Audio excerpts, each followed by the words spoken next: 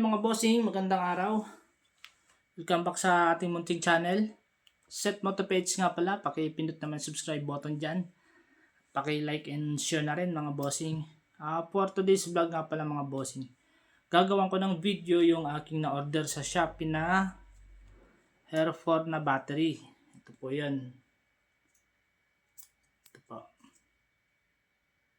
Yan. Halos parehas lang sila. May pinagkaiba lang sila sa likod ng design ng sulat. Tsaka yung original, hindi ko masabing original mga boss, no.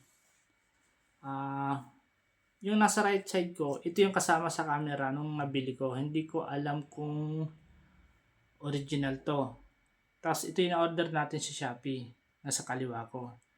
Bali, ang pinagkaiba lang nila, yung itong number 10, yung may number 10, ito yung kasama sa camera. Walang sinabi yung may-ari na original to ng GoPro, pero ito yung kasama doon sa kamerang na order ko sa online. Halos lahat naman magkaparehas lang, maliban lang doon. Ayan. Pero tingin ko, syempre, class A lang siguro tong na-order natin sa Shopee. Tapos yung camera natin mga bossing, halos 2 years mahigit na sa akin to. Nakikita nyo naman to sa mga nakaraang kong vlog. Pero nga lang, hindi ko siya madalas magamit dati. Kasi napakabilis malobat talaga ng battery nito mga bossing. Na-order ko lang, nabili ko lang pala itong mga bossing sa online. Bali, nasa halagang 5,000. Galing pa siya ng Angeles, Pampanga. Through LBC lang kami. Tapos usap, video call yan. Yan dumating sa akin. Ito nga pala yung housing nung ating nabili sa Shopee. Kung titingnan mo, halos original. Halos original mo titingnan. Pero sa halagang kulang-kulang 500 kasi ito eh. Ito. Pero pwede na rin. Pang palit. Ito hindi ko na nagagamit itong kasama sa camera. Kasi sikip na siya doon sa loob ng lagay ng battery dito. Kailangan mo na isiksik kasi medyo lobo na siya. Kaya ito yung madalas kong ginagamit. Yung nabili ko dito sa Shopee ngayon. Kasi hindi pa siya lobo. Ayan. Tatanungin nyo po kung tumatagal ba. Halos bago lang to, mga 2 months pa lang. Bihira ko pa magamit. Kung pagsasama-samahin, siguro nagagamit ko lang to, wala pa. 1 buwan, wala pa. Tanong, ilang oras ba ang tinatagal nito sa ating camera? Ito yung in-order ko lang sa Shopee, lilinawin ko lang. Ito yung observe ko sa aking battery na nabili sa Shopee. Sinubukan ko siya mula dito hanggang dito sa may monumento. Nasa may monumento bossing. Umabot lang siya hanggang C3 na butas. Ay, C3 na butas. Hindi ko alam, basta sa C3. Papunta din sa may dagat-dagatan ata yan. Inurasan, tinignan ko yung video minutes niya. 40 minutes. Tinatagal nito. Pero kung tutusin, pareha silang mabigat. 40 minutes lang tinatagal ng bagong battery na to. Pwede na rin, siguro kung marami kang battery, so makakapag-video ka ng mga ilang oras. Pero ang sa akin kasi mga bossing, ito, ko lang to sa akin lang to, ewan ko lang kung ginagawa nyo rin ng ibang mga naglo-long ride. Pero marami na rin ako nakikita kasi.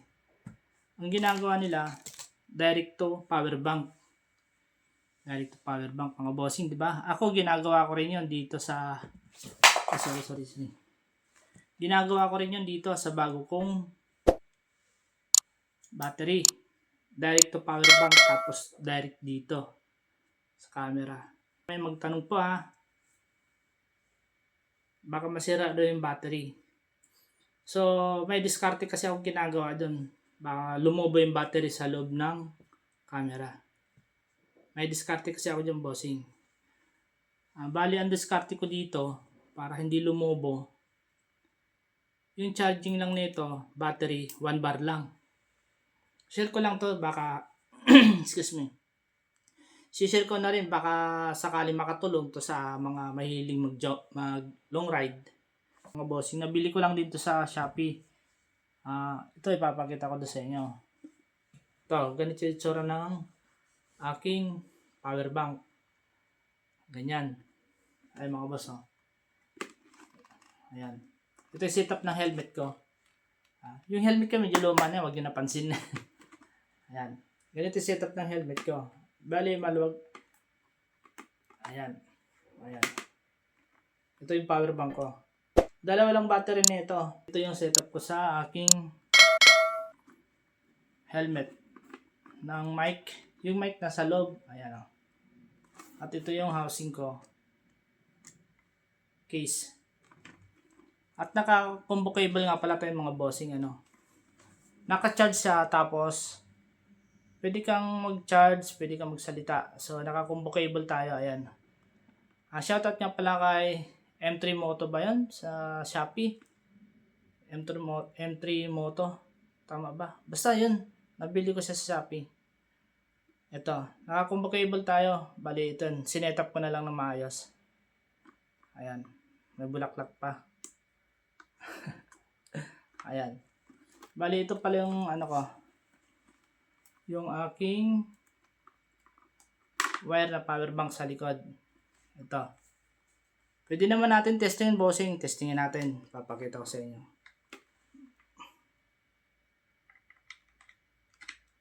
Ayan. Bali yung ilaw niya nasa likod. Hindi ko na mahatak to kasi naka-fix talaga yung wire niya. Nakaganto talaga siya. Ayan. Hindi ko na ilalagay yung ano, bossing, ha, yung camera dito. Sasaksak ko na lang siya dito sa camera. Dito. Ilalagay ko na lang itong battery dito sa camera para makita niyo na gumagana talaga yung power bank ko. Yung charge nga pala nito mga bossing sa ngayon 2 bar. Hindi ko talaga siya pino-full charge. Kasi bakit? Kasi pag pino-full charge mo na tapos sinaksakan mo siya ng power bank, so mag-overcharge talaga siya. Sasalin yung battery dito. Kaya pwedeng 1 bar, pwedeng 2 bar. Yun yung diskarte ko dito. Hindi ko naman sinasabi na gayahin nyo ko. Diskarte nyo rin kung ano yung diskarte nyo. Sa akin lang, baka sakali makatulong yung video ko, at gawin nyo rin at nakatulong, salamat. Ito mga boss, ilagay ko na yung battery. Ayan, bali bubuhayin ko lang muna siya. Hindi ko na ilalagay sa helmet, bossing, ha. Dito ko na lang ipapakita. Ito na lang na ano, yung itong ano lang. Ayan, o. Ito yung combo cable na nabili natin. Ayan. Ayan. So isasaksak ko lang to. Bubuhayin ko lang siya. Maya konti. Pag sinaksak ko siya, automatic na siyang magcha-charge na kasi nakasaksak na yung ating power bank dito. Pag sinaksak ko to ang camera, magkukulay green na yung ano natin, green or blue, yung power bank natin. Tingnan natin. Tsaka magkukulay rin tong camera. Yung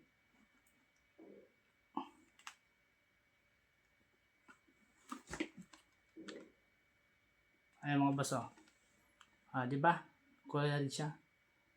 So ibig sabihin gumagana yung power bank natin. Asan yung power bank? Nahirapan ako, Asan yung power bank natin? Tanggalin ko na lang power bank mga boss para makita nyo.